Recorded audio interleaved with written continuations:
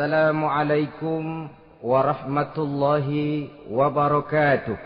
Waalaikumsalam warahmatullahi wabarakatuh. Bismillahirrahmanirrahim. Alhamdulillahi rabbil alamin. Wassalatu wassalamu ala ashrafil anbiya'i wal mursalin. Sayyidina wa maulana Muhammadin wa ala alihi wa ashabihil mujahidin at-tahirin, amma ba'du. Saudara-saudara kaum muslimin rahimakumullah. Pada pertemuan kali ini kita akan membicarakan riwayat Nabi Adam alaihi salam. Nabi Adam diciptakan oleh Allah dari tanah dan merupakan manusia pertama serta bapa dari seluruh umat manusia. Pada saat Allah hendak menciptakan Nabi Adam, Allah berkata kepada malaikat, "Inni ja'ilun fil ardi khalifah." Aku akan menjadikan seorang khalifah di permukaan bumi. Malaikat dengan nada sedikit protes berkata, "Ataj'alu fiha may yufsidu fiha wa yasfiku ad-dima wa nahnu nusabbihu bihamdik wa nuqaddisu lak." Tuhan, apa perlunya engkau ciptakan seorang khalifah di permukaan bumi? Kelak kalau mereka berkembang biak, kerjanya hanya akan melakukan kerusakan, menumpahkan darah, saling bermusuhan satu sama lain. Sedangkan kami, kata malaikat, sudah cukup bertasbih memuji kebesaranmu. Allah kemudian menjawab, "Inni a'lamu ma la ta'lamun." Aku lebih tahu tentang apa yang kalian semua tidak mengetahuinya. Setelah diciptakan Nabi Adam daripada tanah, ditiupkan roh, maka Allah kemudian mengajarkan kepada Nabi Adam berbagai macam ilmu pengetahuan.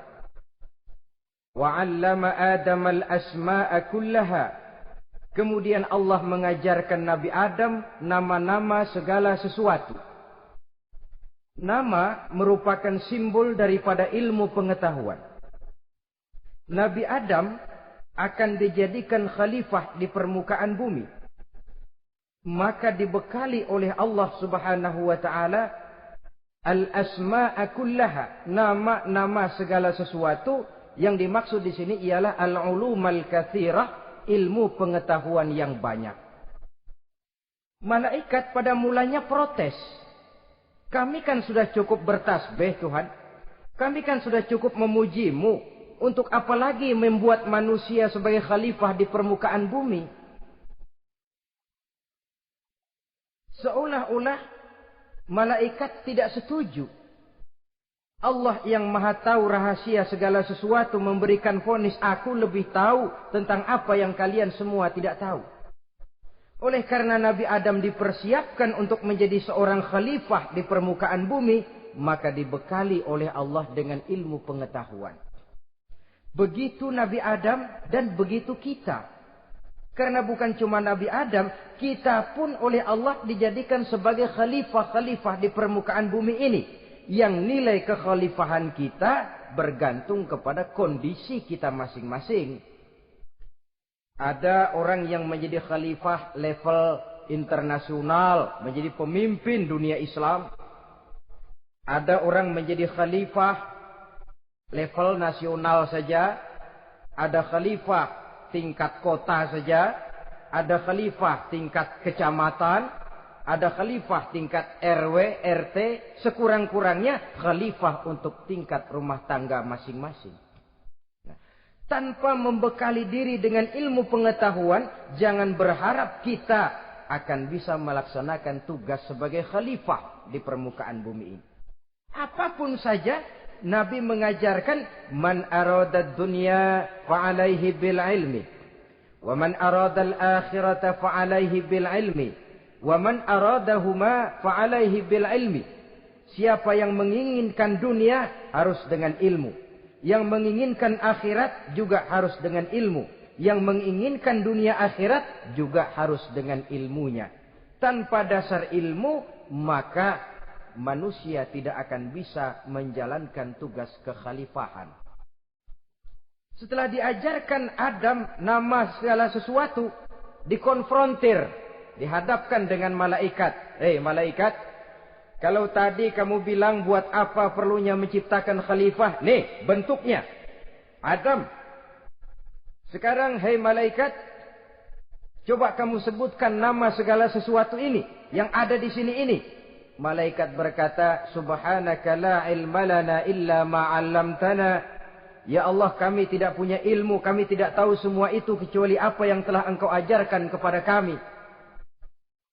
Kalau kamu tidak sanggup, Adam, sebutkan nama-nama semua itu. Adam menyebutkannya dengan lancar. Ketika itulah Allah memerintahkan malaikat untuk sujud kepada Nabi Adam alaihi salam. Sujud di sini bukan sujudul ibadah, sebab sujud ibadah kepada yang selain Allah haram. Tapi sujud di sini sujudut tawadhu' i'tirafan bifadli Adam. Sujud merendahkan diri sebagai pengakuan terhadap keutamaan dan kelebihan Nabi Adam. Maka orang yang banyak ilmunya lebih utama dari orang yang hanya banyak ibadahnya. Bahkan iblis lebih takut kepada orang alim yang sedang tidur daripada orang goblok yang lagi ibadah. Model ini diceritakan dalam Ihya-nya Imamul Ghazali. Iblis masuk ke masjid mau menggoda orang lagi sholat. Sudah masuk di pojok masjid, dia lihat orang lagi tidur. Ngacir iblis keluar, cepat benar. Pucat mukanya. Ketemu di jalan sama temannya.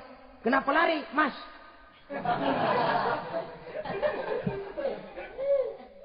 Kata temannya, saya mau goda orang sholat.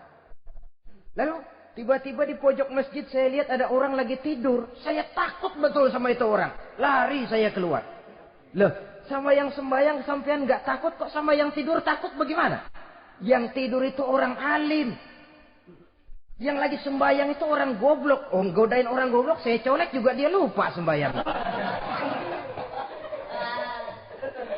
Tapi orang alim ini saya takut betul. Lah kalau diukur dengan malaikat waktu itu Nabi Adam, ibadahnya lebih banyak malaikat, jelas. Sudah bertasbih, sudah bertahmid malaikat. Nabi Adam baru diciptakan. Tapi kenapa Allah perintah malaikat sujud kepada Adam? I'tirafan bifadli Adam. Keutamaan Nabi Adam. Pantas untuk diserahi tugas sebagai khalifah mengatur kehidupan di muka bumi. Kalau malaikat yang jadi khalifah di dunia ini, nggak rame dunia. Coba, malaikat, material, harta nggak perlu. Seksual nggak perlu. Dunia ini hambar. Justru dunia ini menjadi ramai setelah manusia diberikan fungsi sebagai malaikat, sebagai khalifah oleh Allah Subhanahu wa taala.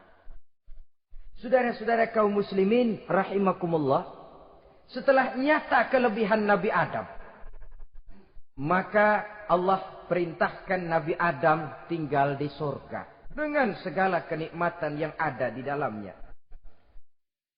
Tapi lantaran sendirian, kesepian Nabi Adam ini. Allah Maha tahu, maka diciptakannya pasangannya, yaitu Siti Hawa dari tulang rusuk yang sebelah kiri. Sehingga Nabi pernah pesan begini, Istausu bin nisa fa innahunna khuliqna min dhil'in. Hati-hati kamu ngadepi perempuan.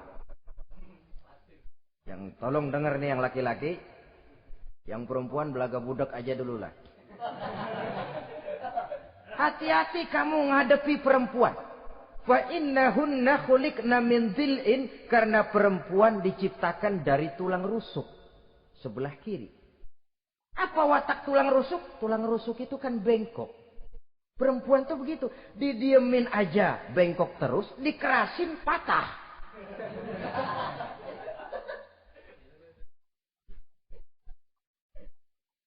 Saudara-saudara, di sini kita ambil satu hikmah bahwa ternyata yang bikin hidup terasa enak karena di sekitar kita banyak orang lain.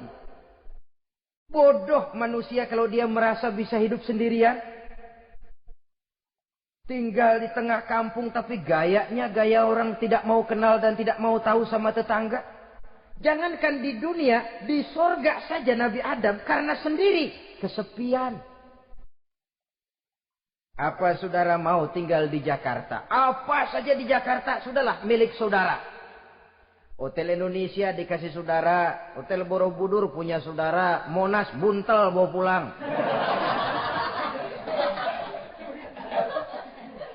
Semanggi ambil, tapi di Jakarta saudara tinggal sendirian. Kira-kira enak nggak?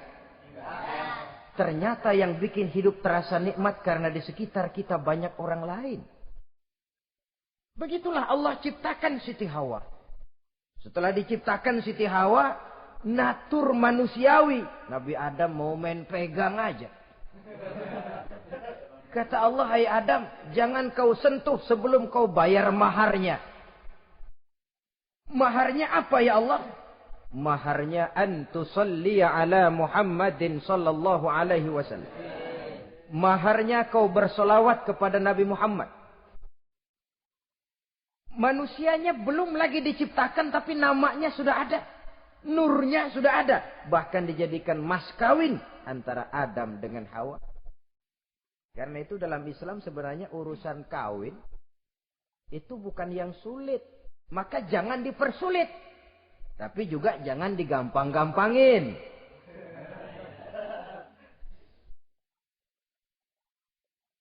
Artinya yang namanya mahar ini, walaupun cuma sebentuk cincin besi kalau orang sangat tidak mampu. Bahkan dengan mengajarkan Fatihah saja sah sudah. Saya terima nikahnya Fulanah binti Fulan, dengan mas kawinnya saya ajarkan dia surah Fatihah. Kalau memang kere betul, tidak punya apapun, sah sudah itu. Agama ini mudah, karena itu jangan dipersulit, tapi juga jangan digampang-gampangin. Setelah itu Allah memerintahkan, Ya Adam uskun anta wa zawjukal jannah. Hai Adam, kau dan istrimu tinggallah dalam surga. Wa kula minha ragadan haitsu syi'tuma. Segala makanan yang ada di dalamnya boleh kau makan. Pakaian yang aneka warna boleh kau pakai. Nikmati seluruh fasilitas yang ada di surga ini. Cuma atu aja Adam.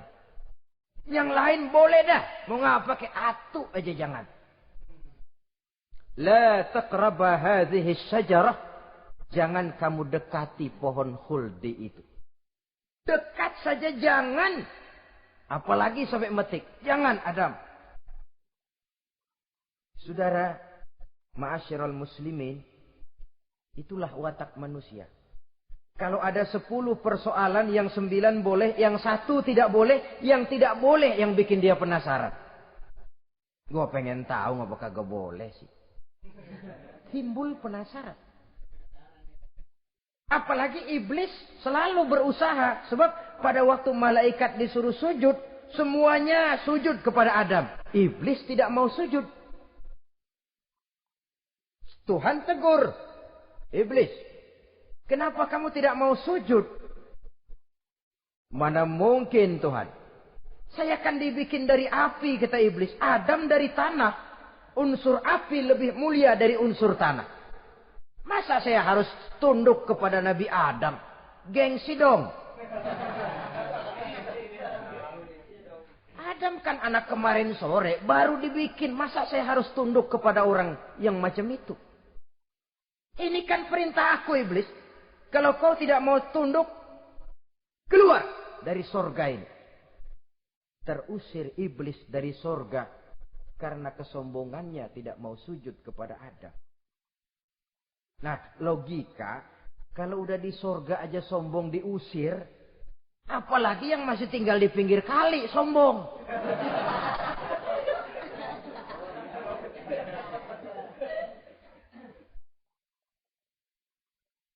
Tapi sejak peristiwa terusirnya itu, iblis bikin proklamasi.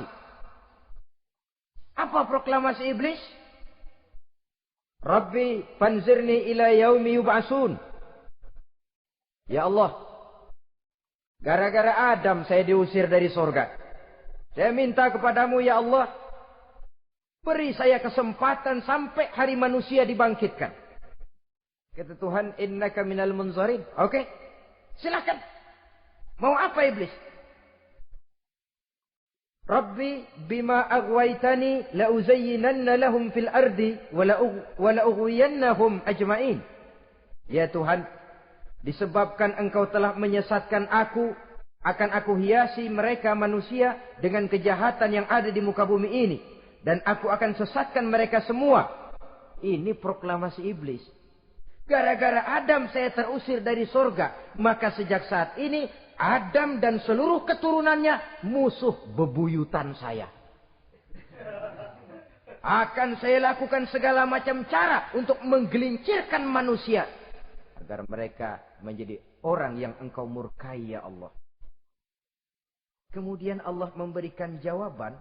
Dialog ini saudara bisa lihat dalam surah Al-Hijr ayat 40, 41 sampai 44. Kata Allah apa?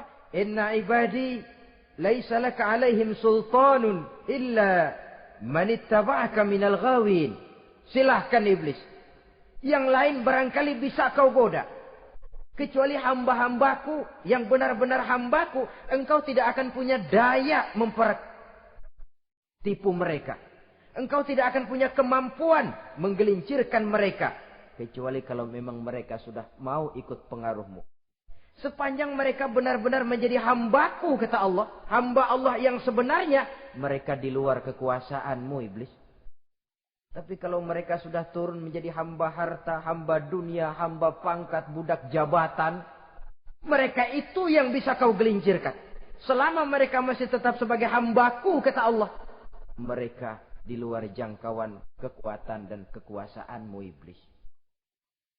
Nah, sejak saat itu kan iblis selalu nyari jalan, nyari lantaran bagaimana Adam nih supaya dia tergelincir.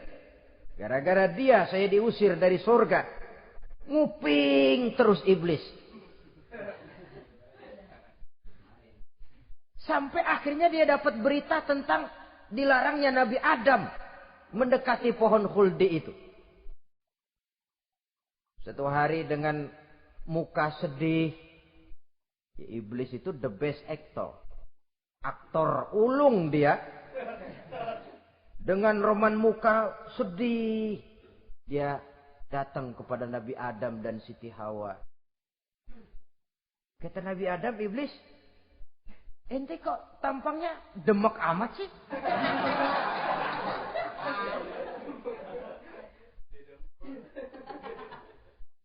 Kenapa begitu sedih? Adam, saya sebenarnya tidak ada yang bikin saya sedih. Cuma saya dapat berita bahwa engkau tidak akan selamanya di dalam surga ini. Wah Adam, kalau engkau bisa tetap tinggal di surga bersama istrimu, alangkah bahagianya saya, kata iblis. Tapi saya dapat kabar, ente nggak bakalan lama-lama di surga. Buktinya ente dilarang makan buah khuldi. Khuldun artinya kekal. Kalau kau makan buah itu, kau akan kekal di surga Adam. Tuhan nggak pengen, makanya dilarang. Wa qasamahuma inni lakuma laminan nasihin. Untuk memperkuat omongannya, sumpah si iblis. Bener Dam, saya sih ngomong cuma buat kepentingan ente. Saya sayang sama ente. Yang tahu cuma saya dah. Bicaranya seolah-olah untuk kepentingan Nabi Adam. Sebenarnya tujuannya tidak lebih menjerumuskan Nabi Adam. Begitu iblis zaman dulu, zaman Adam. Dan begitu iblis zaman sekarang. Seolah-olah bicaranya untuk kepentingan umat Islam. Tapi sebenarnya tujuannya ngelecehin. Memperdayakan umat Islam. Dia bilang kepada Adam, saya sih cuma ngasih saran Adam, kalau ente pengen selamanya di surga, petik aja tuh buah. Pokoknya beres dah. Itu si Tuhan ngelarang bohongin doang lo. Supaya kau dan istrimu tidak lama-lama di surga, maka dilarangnya kau memakan buah khuldi itu. Udah, embat saja. Saudara-saudara, tipu daya iblis ini bisa kita baca dalam surah Al-A'raf ayat 20 sampai ayat 22. Nabi Adam tergoda, ditambah oleh bujuk rayu Siti Hawa. Nabi Adam yang setengah hati itu akhirnya terpancing betul. Sebab itu perempuan, walaupun peranannya tidak begitu kelihatan, tapi memang sangat menentukan. Tidak ada seorang suami bisa sukses jadi apapun dia tanpa peran serta istrinya. Karena itu sebagai muslim, kita punya teman hidup dan kita punya lawan hidup. Siapa teman hidup kita? Dalam arti sempit, teman hidup kita istri. Kalau dia istri tentu suami yang taat kepada Allah dan Rasulnya. Dalam arti luas, teman hidup kita ialah setiap muslim. Setiap orang yang pandangan hidupnya sama dengan kita. Itu teman hidup. Lalu lawan hidup kita siapa? Lawan hidup kita secara mutlak iblis dalam segala bentuknya. Iblis yang berbentuk halus, ini ngusirnya rada lebih gampang. Konon ya, iblis setan itu kalau dengar orang azan kan lari. Takut dia. Dibacakan bismillah, minggir. Yang sulit diusir ini iblis yang berbentuk manusia. Diazanin nyengir.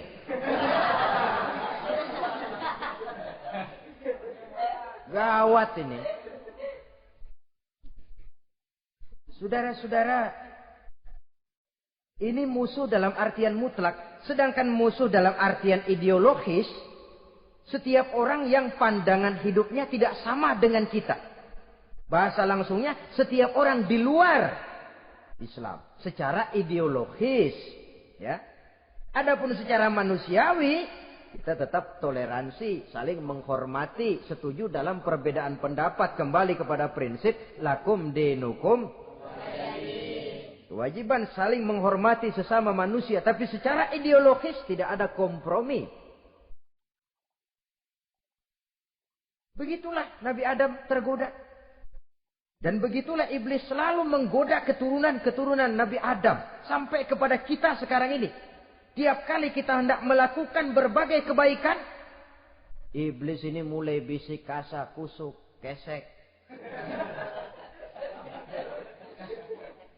Saudara tadi dari rumah mau berangkat niat dengerin ceramah macam ini. Apa dikira iblis enggak?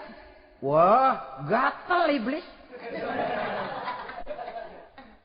Kata iblis, alah jangan bertingkah lah dengerin ceramah. Ceramah mah urusan 70 ke atas. Ente masih muda. Berjuang kita. Jihad, bismillah. Tidak, saya mau dengar ceramah. Berangkat kita ke tempat ini. Sampai di sini apa dikira iblis diam? Enggak. Dia bisikin lagi. Iya. Loh, hadir ke sono dah. Cuma nyampe sono. Ngomong aja ngomong dah. Ustadz mah jangan didengerin. Ngomong aja udah. Perang lagi jihad. Saya nggak mau ngomong. Mau dengerin betul-betul. Kata iblis, iya lo dengerin dah. Jangan ngomong. Cuman pules.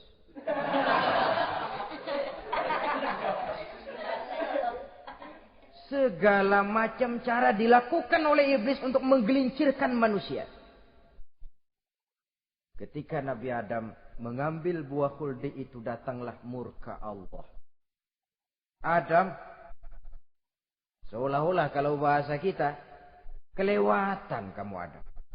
Dari belum ada aku ciptakan kau. Barangkali kau merasa kesepian, aku ciptakan Hawa. Aku tinggikan derajatmu dari malaikat sampai malaikat sujud kepadamu. Aku perintahkan kau tinggal di sorga dengan seluruh fasilitas yang ada di dalamnya. Cuma satu yang aku minta, jangan dekati pohon khuldi, engkau tidak sanggup Adam. Keluar dari sorga ini. Terusir Nabi Adam dan Siti Hawa dari sorga. turun ke dunia ini. Turun terpisah lagi. Ya Allah. Orang itu kalau biasa susah, ketemu susah sih menglalap namanya. Makanannya. Tapi biasa seneng ketemu susah. Ini yang kalau tidak kuat mental. Tengoklah zaman sekarang kan nih.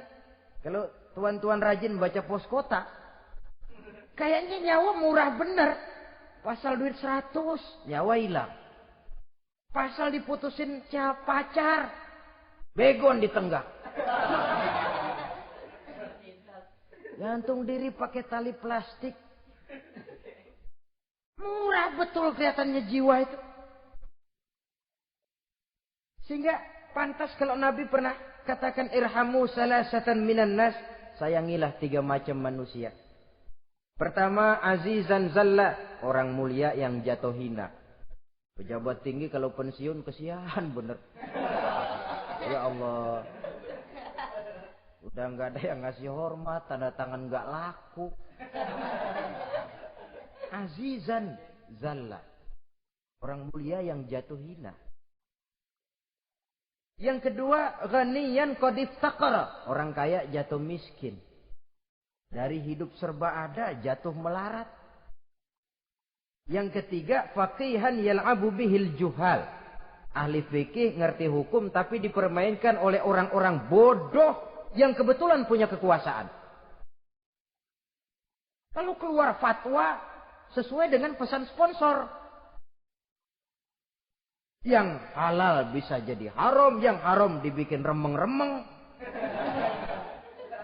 Ahli fikih dipermainkan oleh orang bodoh. Kasihan betul. Terpisah Adam dengan Hawa ini. Adapun Nabi Adam turun menyesal dengan seluruh kesalahannya. Sujud, taubat, menangis. Menurut riwayat 300 tahun beliau sujud. Seraya membaca Rabbana zalamna anfusana wa illam taghfir lana wa tarhamna lanakunanna minal khasirin. Ini doanya Nabi Adam. Ya Allah, kami telah zalim kepada diri kami sendiri. Andai kata engkau tidak kasihan, tidak memberikan ampun kepada dosa yang kami lakukan, sungguh kami termasuk ke dalam golongan